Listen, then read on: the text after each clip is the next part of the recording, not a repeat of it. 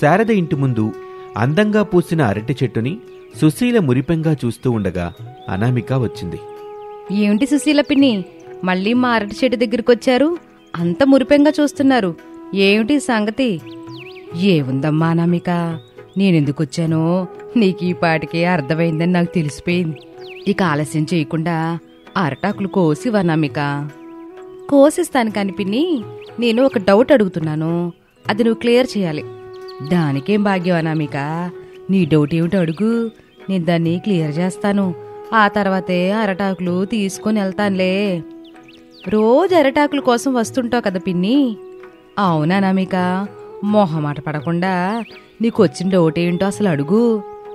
అరటాకులు తీసుకెళ్ళి అసలు నువ్వేం చేస్తున్నావు పిన్ని? నీ డౌట్ ఇదేనా అనామిక? అవును పిన్ని, రోజు వచ్చి అరటాకులు తీసుకెళ్తావు. ఎందుకో తెలుసుకోవాలి అనుకుంటాను. ఏదొక పనిలో ఉంటాను, అప్పుడే మీరొస్తారు. మీకు అరటాకులు ఇచ్చేసి నా పనిలో నేనుంటున్నాను. ఈరోజు భలే గుర్తుకొచ్చింది పిన్ని, అందుకే అడిగేస్తున్నాను. అరటాకులు తీసుకెళ్ళి నేను మీ బాబాయి అందులో అన్నం తింటాం అనామిక. అరటాకులు అన్నం తింటారా? అవుననామిక, అరటాకులు అన్నం తినటం వల్ల మనం ఆరోగ్యంగా ఉంటాము. నేను మీ బాబాయి ఎంత ఆరోగ్యంగా ఎట్టా ఉన్నామని అనుకుంటున్నావు? ఇలా అరటాకులు అన్నం తినటం వల్లే. ఈ విషయం మా అత్తయ్య వాళ్ళకు కూడా మీరు చెప్పొచ్చు కదా పిన్ని. ఎన్నోసార్లు చెప్పాను అనామిక, మా శారద వదిన పట్టించుకోదు. అరటాకుల కోసం టౌన్కి వెళ్ళాలి, వాటిని కొనాలి, ఖర్చు కదా అని ఊరుకున్నారు. చాలా మంచి విషయం చెప్పారు పిన్ని. అంతేకాదు అనామిక, మన ఇంటికి ఎవరైనా వస్తే మన పెట్టి భోజనం తిని ఆరోగ్యంగా ఉండాలని అరటాకుల్లో అన్నం పెట్టాలి. వాళ్ళు చాలా సంతోషపడతారు తెలుసా అని చెప్పగానే అనామిక మురిసిపోతుంది. పిన్ని, మీకు ఇప్పుడు ఎన్ని అరటాకులు కావాలి? అరడజన అరటాకులు కోసు తల్లి అని సుశీల చెప్పగానే అనామిక షాక్ అవుతూ, వామ్మో, అరడజన అరటాకులే? చెట్టుకున్నాయి మొత్తం నువ్వే తీసుకెళ్ళిపోతే మా అరటి చెట్టు ఎలా బ్రతుకుతుంది పిన్ని? నేనన్నైతే ఆకులు ఇవ్వను పిన్ని. ఇవ్వనని నువ్వు కదా నమ్మక చెప్పేది. ఈ ఇంటికి పెద్ద దిక్కు శారదా వదిన. శారదా వదిన చెప్తే నేను వింటాను, కానీ నువ్వు చెప్తే నేను విన్నో. వెళ్ళి మీ అతను శారదాని పంపించు. నేను చెప్తున్నాను కదా సుశీల పిన్ని, నీకు ఈరోజు అరటాకులు ఇవ్వడం కుదరదు. మా అత్తని పిలిచి అడిగినా సరే మీకు ఎటువంటి ప్రయోజనము ఉండదు. వెళ్ళండి. అనామిక, నువ్వు ఈ ఇంటికి వచ్చిన కోడలవే. శారదా వదిన నేను ఎప్పటినుంచో ఈ ఊర్లో కలిసిమెలిసి ఉంటున్నాం.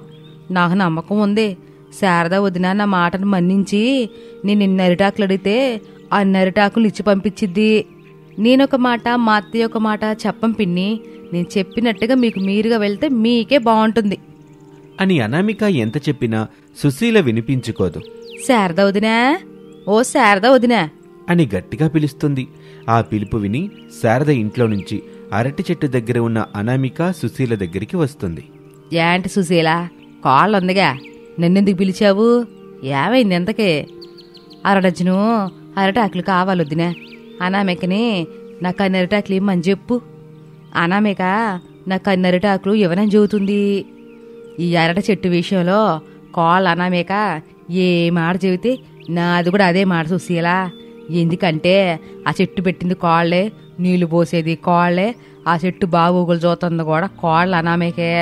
అందుకని అరటి చెట్టు విషయంలో నా అధికారం ఏమీ పనిచేయదు అని శారద చెప్పగానే సుశీలకి నోట మాట రాలేదు. అనామికాని చూస్తూ ఇలా అంటుంది.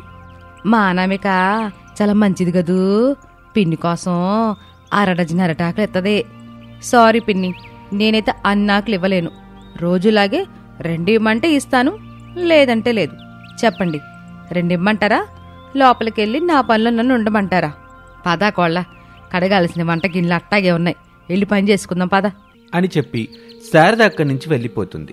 సుశీల అరడజను అరిటాకులు ఇవ్వమని బ్రతిమిలాడుతుంది. అనామిక మాత్రం ఇవ్వనని చెప్పి లోపలికి వెళ్ళిపోతుంది. కిచెన్లో శారద వంట చేస్తూ ఉండగా అనామిక సింక్ దగ్గరికి వచ్చింది. కోళ్ళ, ఆ సుశీల వెళ్ళిందా? వెళ్ళిపోయింది అత్తయ్య.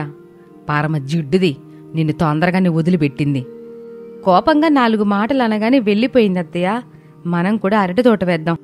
ఏసి అరటి తోటేసి ఏం చేస్తావే? అరటి పళ్ళను అమ్ముకుందాం, అరటి ఆకులను కూడా అమ్ముకుందాం.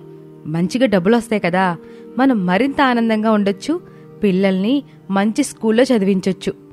కోళ్ళ ఏదైనా సరే చెప్పినంత సులువేం కాదు. బాగా ఆలోచించుకొని చెప్పు. నేను బాగా ఆలోచన చేశాను అత్తయ్య. అరటి తోట వేద్దాం, అరటిపళ్ళ వ్యాపారం, అరటాకుల వ్యాపారం చేద్దాం. నన్ను నమ్మండి, అరటి తోట వేయటం వల్ల అన్ని విధాలా మనం బాగుపడతాం. మనకి ఒక విలువ, గుర్తింపు వస్తాయి అత్తయ్య. అరటి తోట వేయడానికి మీ మావేనే అబ్బాయిని అడుక్కోవాలా? అల్లొప్పుకుంటే అప్పుడు మనం అరటి తోట వేద్దాం.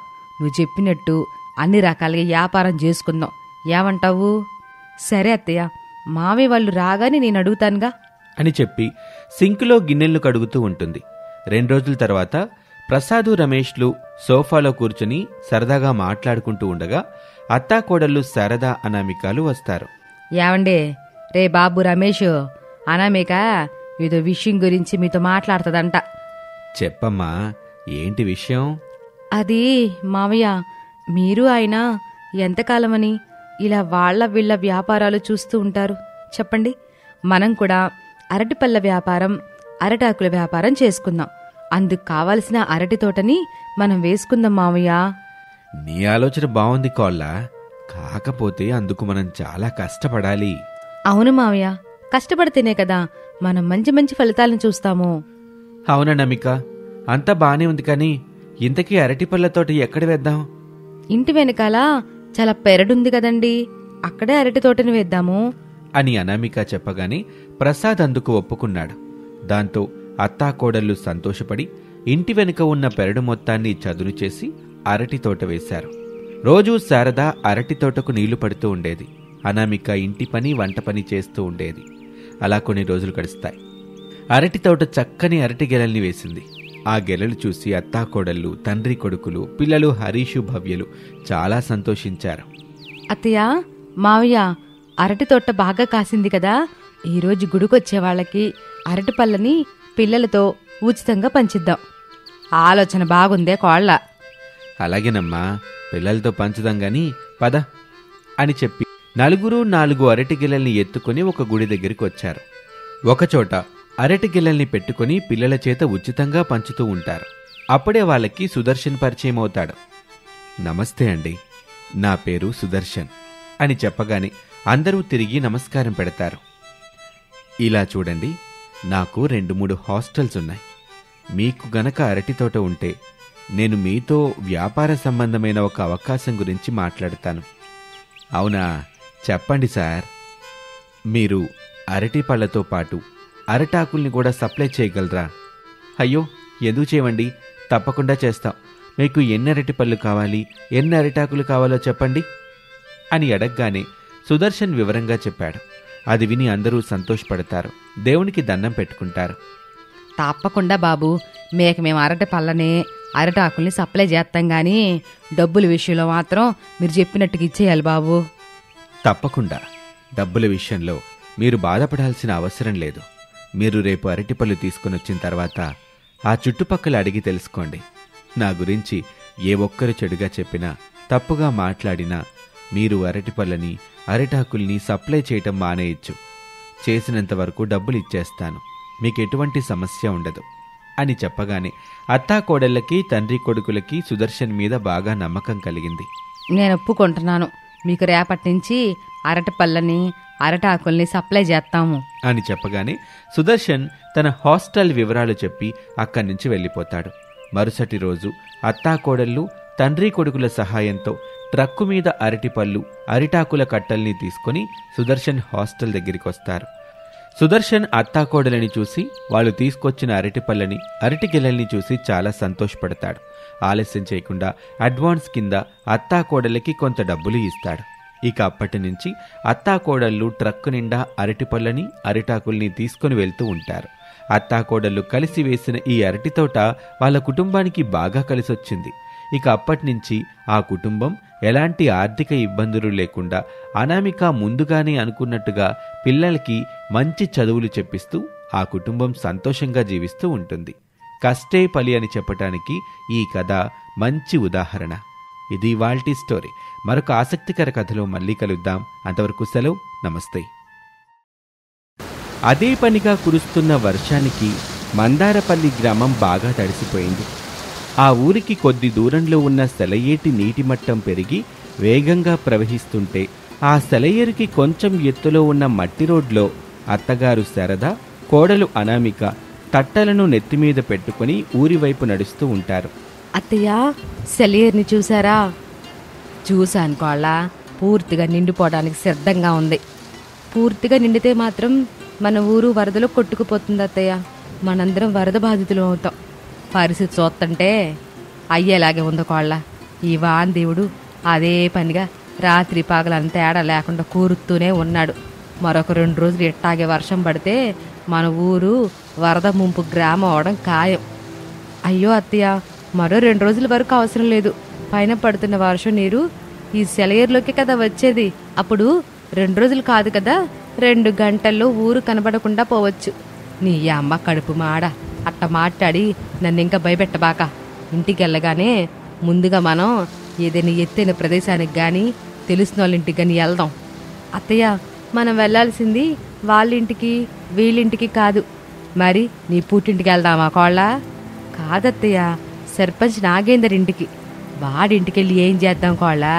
ఆడింటి పని నువ్వు, వంట పని నేను చేస్తావని మాట్లాడావా ఏంటి? అది కాదత్తయ్య, మనూరు వరద ముంపు గ్రామం కాకూడదని సెలయేరు పక్కన ఎత్తైన డ్యామ్ కట్టమని ప్రభుత్వం డబ్బులు ఇచ్చింది కదా. నువ్వు నోరు మీకోళ్ళ. ఊర్లో ఎవ్వరికి లేని ఆరాటం మనకెందుకు చెప్పు? మనం ఏదైనా అంటే ఆ నాగేంద్ర కంట్లో పెట్టుకుంటాడు. అవకాశం చూస్తాడు. అవకాశం రాగానే కాటేస్తాడు. ఫలితంగా పాము కాటికి బలవుతాం. అది కాదత్తయ్య, ఇలా ఎన్నాళ్ళు మనం ఆ సర్పంచ్కి భయపడుతూ బ్రతుకుతాం చెప్పండి? ఈ ఊర్లో ఉంటున్న ఓటర్లో అన్ని విషయాలు తెలుసుకొని డబ్బులు తీసుకోకుండా ఓటేస్తే గెలిచిన సర్పంచ్ని గట్టిగా అడిగే అవకాశం ఉంటుంది. కానీ మనం అట్లా చేయలేదు కదా కోళ్ళ. మన ఇంట్లో ఎంతమంది ఉన్నారని చెప్పి డబ్బులు తీసుకున్నాం, ఓట్లేసాం. డబ్బులు తీసుకుని ఓటేసే మనకి ఊరి సర్పంచ్ నాగేందర్ని అడిగే హక్కు కానీ నిలదీసే ధైర్యం కానీ లేవంటారా? అవును కోళ్ళ అని అత్తాకోడళ్ళిద్దరూ మాట్లాడుకుంటూ ఇంటికొచ్చారు. వాళ్ళని చూసి శారద భర్త ప్రసాదు, ఇట్టా వర్షంలో తడిసి రాపోతే ఏ చెట్టు దగ్గరైనా కాసేపు ఉండొచ్చుగా. నేను అదే అంటే మన కోళ్ళ మాత్రం, అత్తయ్య ఇప్పుడు పారుతున్న వర్షం కాసేపు కురిసి వెళ్ళిపోయేది కాదు. 2-3 రోజులుగా చూస్తానే ఉన్నాం కదా, ఏ మాత్రం రెస్ట్ లేకుండా పడతానే ఉందని చెప్పి ఇదిగో ఎట్ట తీసుకొచ్చిందండి అని శారద చెబుతూ ఉండగా ఊరి వాళ్ళు కొంతమంది శారద వాళ్ళ ఇంటికొచ్చారు. అనామిక వాళ్ళని చూసి, మా అత్తయ్య ఇప్పుడే పూర్తిగా తడిసిపోయి ఇంటికొచ్చింది. మళ్ళీ మీతో బయటికి రావడానికి సిద్ధంగా లేదు. అసలు మేము వచ్చిన విషయం కూడా చెప్పనివ్వవా అక్క? సరే చెప్పుకోండి. శారద పిన్ని, ఊరికి పెద్దదానివి, మంచి చెడు తెలిసిన దానివి. ఇలా వర్షం పడితే ఏమవుతుందో నీకు తెలీదా పిన్ని? తెలుసు మల్లిక. మరి తెలిసినప్పుడు అందుకు కారకుడైన సర్పంచ్ని ఎందుకు వదిలిపెట్టాలత్తా? ఓరే సుధాకరో, నేను నీకు మేనతను కాబట్టి నువ్వు నన్ను నిలదెత్తున్నావురా. మల్లిక నన్ను ప్రేమగా పిన్ని అని పిలుస్తుంది కాబట్టి కూతురని నేను ఓపికతో అన్నిటికీ సమాధానం చెబుతున్నా. ఇప్పుడు మనం వెళ్ళి సర్పంచ్ని కట్టాల్సిన డ్యామ్ గురించి అడుగుదామంటారు, అంతేనా? అవును పిన్ని. మా బాధ ఇప్పటికైనా నీకు అర్థమైంది, సంతోషం. సరే పదండి, మొత్తం నేనే కాకుండా కొన్నిటిని మీరు కూడా అడగాలి అని చెప్పి ఊరి వాళ్ళని, కోడలు అనామికాని తీసుకుని అత్తగారు శారద ఆ ఊరి సర్పంచు నాగేందర్ ఇంటికి వచ్చింది. నాగేందర్ దగ్గర పనిచేస్తున్న గోవిందు శారదతో వచ్చిన ఊరి వాళ్ళందరినీ చూసి, మీరందరూ ఎక్కడే ఉండండి, నేను వెళ్ళి సర్పంచ్ గారికి చెప్పేసి వస్తాను అని చెప్పి గోవింద్ లోపలికి వెళ్ళిపోతాడు. బయట వానలో తడుస్తూ ఉంటారు ఊరి వాళ్ళు. కాసేపటికి నాగేందర్ వచ్చి, అరే శారద గారా, రండి రండి, పెద్దవారు ఇంత వానలో వచ్చారు. కబురు పంపితే నేనే వచ్చేవాణ్ణి కదా. మీరు మా ఇంటికి రావాలన్నా, మేముంటున్న వాడకి రావాలన్నా మళ్ళీ ఎలక్షన్స్ రావాలి కదా సర్పంచ్ గారు. వాటికి చాలా టైం ఉందని మేమే వచ్చాం. నాతో ఏదైనా మాట్లాడాలని మీకు అనిపించినప్పుడు అత్తాకోడలిద్దరూ వస్తే సరిపోయేది కదా. ఊరి వాళ్ళని ఎందుకు తీసుకొచ్చారు? తప్పుగా అర్థం చేసుకుంటున్నావు నాగేంద్రో. నేను ఊరు వాళ్ళని పిలవలేదు, రమ్మని అడగల. ఇంకా వాళ్ళే నా దగ్గరికి వచ్చి నన్ను మీ దగ్గర తీసుకొచ్చారు. అది సరే గాని ముందు విషయం చెప్పండి. ఒక్కటే విషయం, ఊరికి వరద ముప్పు ఉందని ప్రభుత్వం డ్యామ్ కట్టడానికి కావలసిన బిల్లుని ఇచ్చింది కదా. ఇంకా ఎందుకు పనులు మొదలు పెట్టడం లేదు? ఒకవైపు చూడండి వర్షం ఎలా వస్తుందో. ఇలా ఇంకో కొన్ని గంటలు పడితే వరద కొట్టుకొస్తుంది. అప్పుడు మన ఊరే కనిపించకుండా పోతుంది. అవును నాగేంద్రన్న, వాన పడితే ఎట్టా ఉంటుందో మా నూరు పరిస్థితి తెలుసు కూడా ఇట్ట రేపు మాపు అంటూ జరపడం ఎందుకు చెప్పండి? ఇంత దూరం వచ్చింది కాబట్టి, నన్ను మీరంతా గట్టిగా అడుగుతున్నారు కాబట్టి నేను నిజం చెప్తున్నాను వినండి అని నాగేంద్ర అనగానే శారద, అనామిక ఊరి వాళ్ళు అయోమయంగా చూస్తూ ఉంటారు. బిల్లు వచ్చిన మాట నిజమే, కానీ అది నా చేతికి ఇంకా రాలేదు. కలెక్టర్ గారి దగ్గరే ఉంది. నేను చెప్పేది నిజమో కాదో మీకు తెలియాలంటే మీరందరూ కలెక్టర్ దగ్గరికి వెళ్ళడగండి. వారే మీకు వివరంగా చెప్తారు. ఇప్పటి వరకు ఆడిన అబద్ధాలు చాలు సర్పంచ్ గారు. కలెక్టర్ ఆఫీస్ నుంచి తమరు ఆ డబ్బులు తెచ్చుకున్నారని నాకు తెలుసు. ఏం చేశారో కూడా నాకు తెలుసు అని అనామిక అనగానే నాగేందర్కి కోపం వచ్చింది. తెలిసింది కదా, అయితే ఇప్పుడేం చేస్తావు? ఊరుకుంటుంటే తెగ మాట్లాడుతున్నావు. చూడండి, నేను ఎలాంటి డ్యాము కట్టను. డ్యామ్ కట్టడానికి వచ్చిన డబ్బుని నేనే వాడుకున్నాను.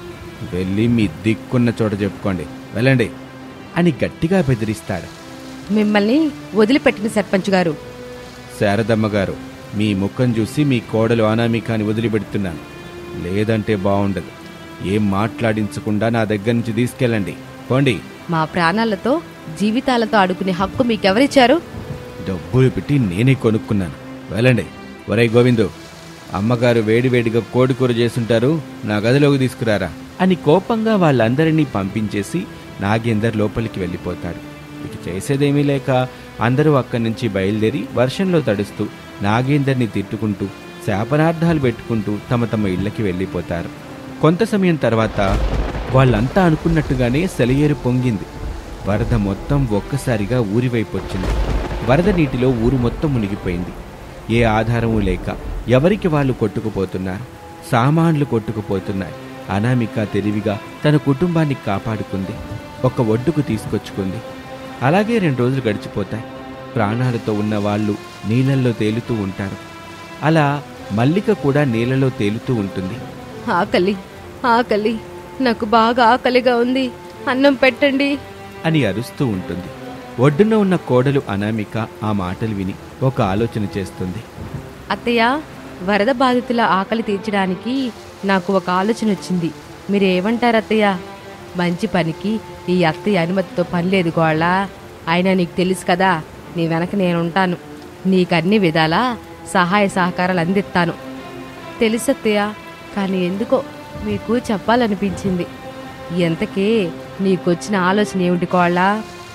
నీళ్ళల్లో తేలియాడే చెక్క మీద వంట చేస్తూ ఉంటానత్తయ్య. నేను ఆ వంటలు తీసుకొని వరదల్లో చిక్కుకొని ఆకలి అంటున్న వాళ్ళ దగ్గరికి వెళ్ళి వాళ్ళకివ్వాలి. వాళ్ళు మనం తీసుకెళ్ళిచ్చే అన్నం తిని నీళ్లు దాగి ఓపిక తెచ్చుకుంటారు. వరద బాధ నుంచి బయటపడతారు.